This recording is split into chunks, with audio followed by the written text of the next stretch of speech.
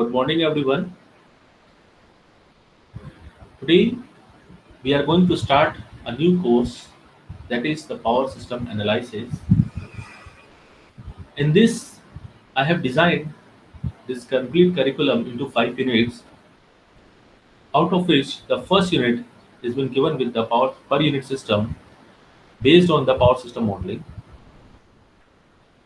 Before going into this course, I'm assuming that you are aware of the two another subjects, that is the power system instrumentation, switchgear, and protection, which you have might have already studied earlier.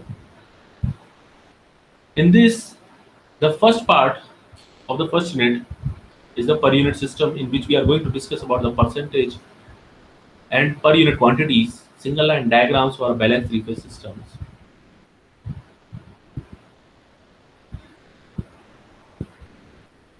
Then we are going to discuss about the change of the base quantities, calculation of the base quantities for transformers, advantages of per unit computations, and previous year gate questions.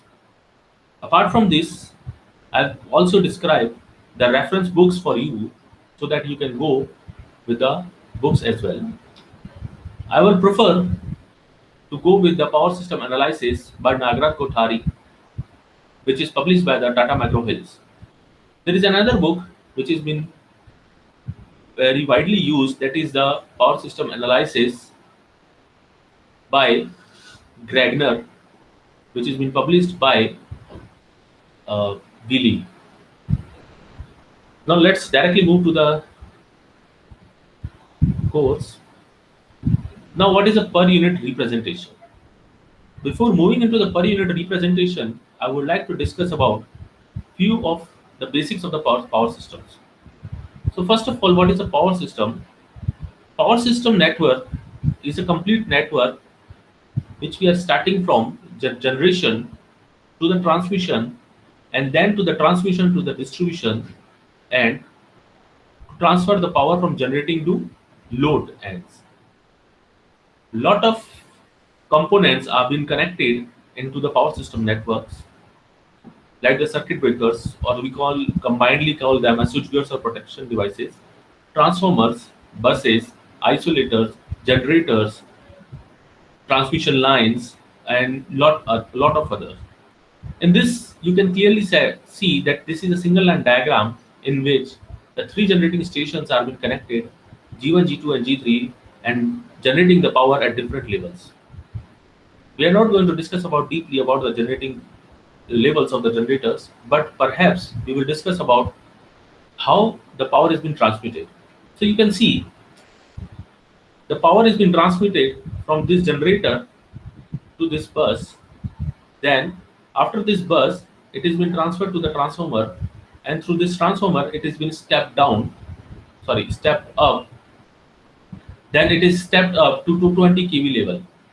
From 18 kV, it is been stepped up at 220 kV level. Now this 220 kV level is being transmitted to the transmission through the transmission line to the different loads. One of the load is being connected at this end. So the 220 kV power is being transmitted to this end, or it may be a load C, or further it can be transmitted to the other feeders or the distributors for distributing further towards the lower level of the voltages. Ultimately, this is nothing but our IEEE 9 bus system, in which we can see the three loads are being connected: load A, load B, and load C. And how many buses are there? We are having 9 buses. This is your bus number 1, then bus number 2, then bus number 3, then bus number 4, then 5, 6, 7, 8, and 9. So you can see that there are 9 buses in this complete system. The transformers are used to step up, or may be used to step down the transformation levels. So what is the use of the per unit system, per unit representation? We know that our complete, in the previous slide as well, we have seen that different power equipments are being connected with the different voltage and the power levels. They have been interconnected to each other. Like the different transformers are being interconnected to each other. One may be a step down and one may be a step up transformers with the different voltage ratings as well. So the presence of these various voltages and power levels cause a problem in finding out the currents at different points in the network. To eradicate this problem, we have introduced the per unit system or per unit representation, in which one part of the complete network, the system variables or the quantity is normalized with respect to its own base values. We assume the base values for a complete network, for a normal network, and then according to the base values, we normalize the all of the quantities of the system, the variables of the system. Then the units of these normalized values are the per units and not the volts. For an example, if I'm having a quantity as a voltage quantity, when I convert it into the per unit quantity, then it will be the quantity would be per unit. That means its unit will be per unit, PU, rather than it's being a volt. Similarly, for the amperes and for the ohms, how the base values are being quantities are being selected. Now the VA base, that is the P base or the power base, which is being selected on the three-phase apparent power. Apparently, we can select any of the base values according to it, but it is preferably to select the base values as per the generating power basis to ease our calculations in the circuit. Then we have to assume the base voltages as well, in which we have to assume the base voltages for the line to line voltages. Now, this quantity is not uniform for the entire circuit, but gets changed by the turns ratio of the transformers. As we know that the transformers are having the two different ratios. One is transform turns ratios have two different transformers. One may be having different turns ratios. So this quantity is not uniform for them. Okay, we will see through the examples how these transformer based quantities are being selected. Now look at this. Look at this three-phase balance source supplying the two balanced loads through the balanced source impedances. We are having three-phase system in which two balanced loads are being connected. One is connected in star and one is connected in delta. So you can see that how we are getting it.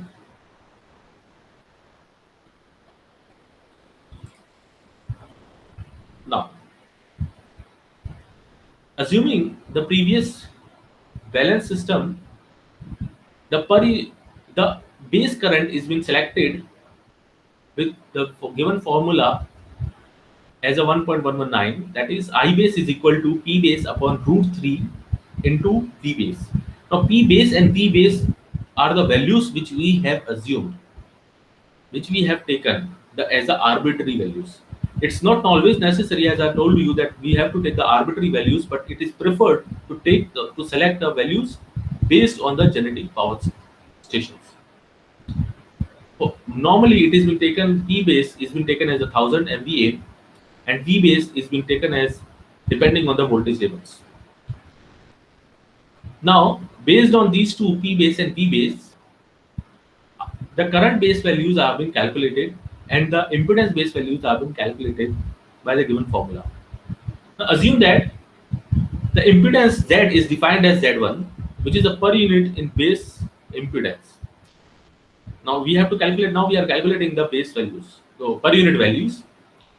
Assuming that Z1 is a per unit value, which is being calculated based on the Z upon Z base, where Z is the actual impedance of the variable or the actual variable impedance, and Z base is the assumed one.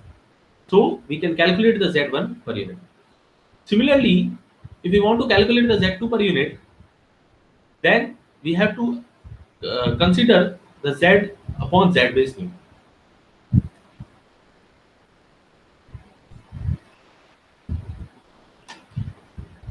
Now, based on this, the per phase equivalent circuit for the network has been given to you. That is ZS and ZY. ZS is the impedance of the source. ZY is the equivalent impedance of the per phase equivalent impedance of the star, and Z delta is the per phase equivalent circuit of the delta. Now, if we again discuss that the various components of the power system like alternators, transformers, induction motors, etc. have their voltage, power, current, and impedance ratings in kV, kV, KA, and kilo ohm respectively. So it will be very convenient for us to do the analysis of the power system networks if the voltages, power, current, impedances, ratings of the components of the power systems are expressed with reference to a common value, that is the base value, which I've already told you. So for the analysis purpose, a base value is chosen for the voltage, power, current, and impedance. We are having the four components, that is V, P, I, and Z. Sorry, V, P, I, and Z. So out of these four quantities, if we are having the knowledge of any of the two quantities, then we can identify the other two quantities very easily. Hence, all the voltages, power, current, and impedance ratings of the components are expressed as a percentage or per unit of the base value. So the per unit value of any quantity is defined as the actual ratio, the ratio of the actual value to the chosen to the base value in the same unit. Now look at this. How to change? What is the effect of change of the base value quantities? It has been assumed that the impedances are specified on the ratings of the equipments that are being mentioned on the nameplates of the equipment. If you are talking about the transformer will be defined with the equivalent impedances as well, primary side and the secondary side, and they are going more referred defined in the per unit values. Hence, there is a need to change the per unit values from base of the equipment rating to the chosen system values. Now, how to do that? Now, when the MVA base is changed from MVA B old to the MVA B new, B suffix is being used for the base value, and old suffix is being used for the rating given on the nameplate, and a new suffix is being defined for the new base values which we are assuming. So, as per the unit impedance from the above equation, in the previous ones, we can see that the Z per unit new will be equal to the Z per unit old and multiplication of MVA old upon the MVA new upon the MVA old.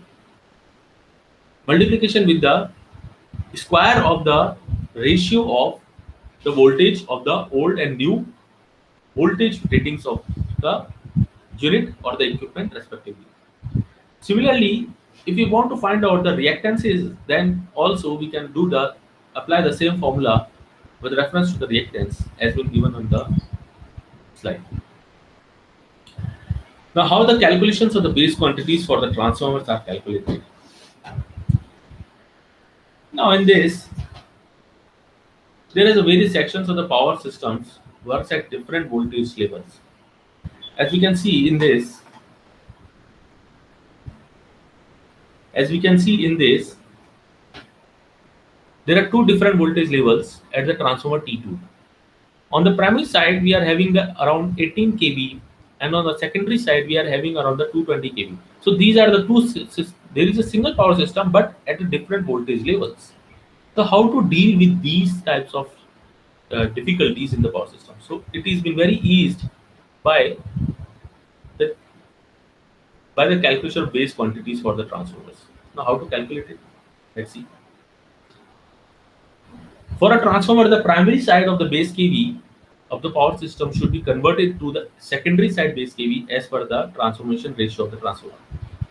The transformation ratio of the transformer is fixed. It doesn't matter with the sides, with the two sides of the transformers, primary side and the secondary side, or the HV side or the LV side. Now, the base of the kV on the LT side of the transformer is equal to the base of the kV of the HT side of the transformers. Is nothing but the multiplication with the ratio of the LT's voltage rating upon the HT voltage ratings. So in this way, if we have assumed the base kV for the HT side, let me show you with this diagram. If we have assumed the base kV for this one,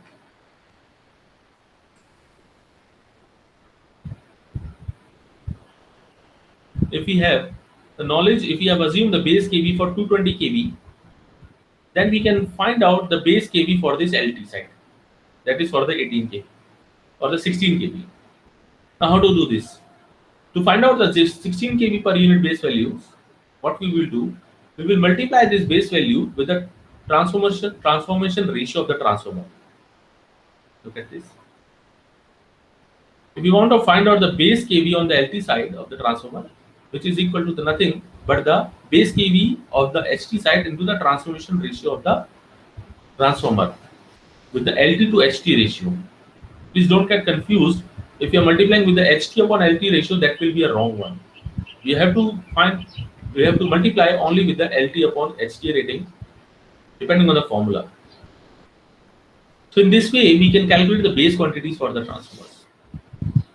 Now, what is the advantages of the per unit computations?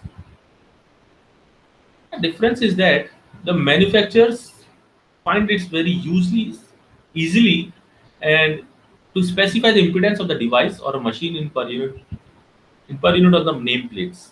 For an example, the manufacturer is mentioning the impedances, the voltages and the ratings of the transformers in per unit quantities, defining the base values. Then it's very easy to change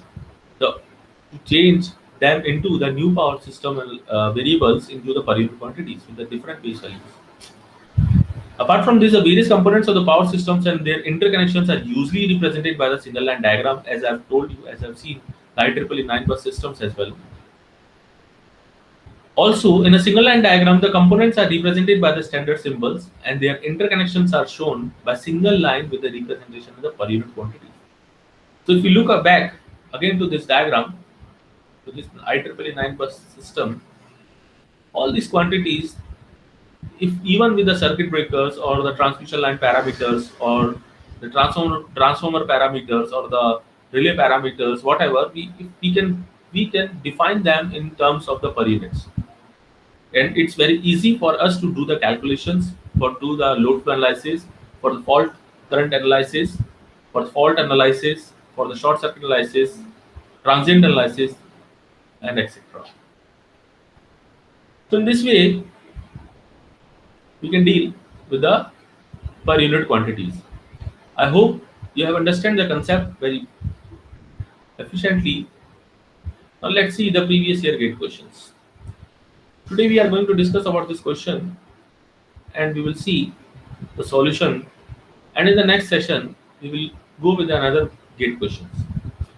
So if we are having, the question is like that: if a 250 MVA 11 by 400 kV three-phase power transformer has leakage reactance of 0.02 per unit on the base of 250 MVA and the primary voltage of 11 kV, then the actual leakage reactance of the transformer referred to the secondary side of 400 kV would be. That means it is saying that we are having a three-phase transformer having a leakage reactance of 0.05 per unit at a base value of 250 MVA and the primary voltage of 11 kV. Then we have to find out the actual leakage reactance when it is been referred to the secondary side of 400 kV. So how to do this? It's very easy. Just we need to remember the formula that we have studied of the reactance, representing the reactance in per unit quantities just in the previous slides.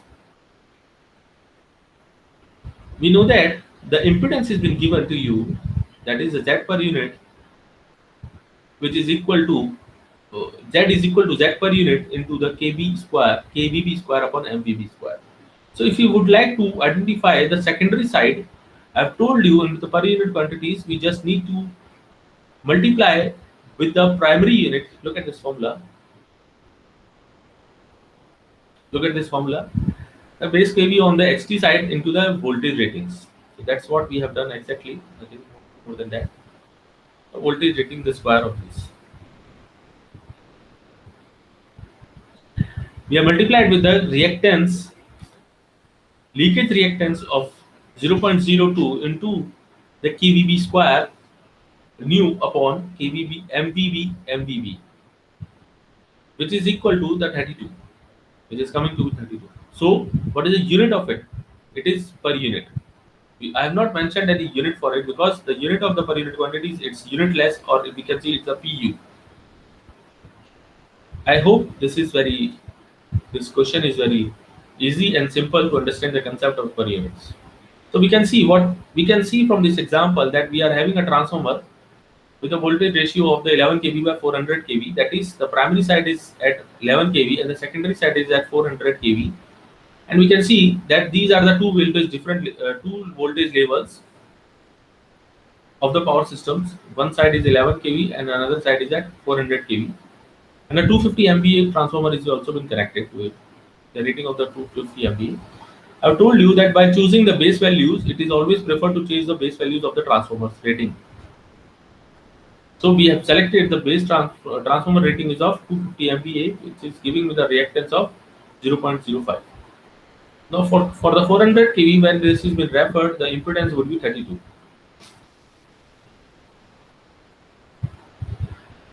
This is another question which came in the kit. A direct axis reactance, that is the XD of the synchronous generator, is given as a 0.4 euro 4 per unit based on the generator nameplate ratings, that is on the 10 kV 75 MVA. I've told you that we assume the base values based on the generator ratings on the nameplate ratings. So the power base is been selected as a 75 MVA and the voltage base is been selected as a 10 kV, and based on these values the direct axis reactance or the generator is coming to be 0.4. Now we have to calculate the base for the 11 kV and 100 MVA. Now how to do this? Again, it's a very simple one. We just need to remember this equation which we have seen, that the x per unit new is equal to x per unit old into ratio of the power bases with the new and old ratings respectively, multiply with the ratio of the square of the voltage ratings of old and new respectively. So if you substitute the values, the old per unit value was 0.4, the new base value is 100, old base assumed value is power was of 75, and the voltage ratings are the old and the new is 10 and 11. So while calculating, we will be getting it as 0.44. Again, I have not written any unit for it because the unit is itself a per unit. This is another example which is shown to you.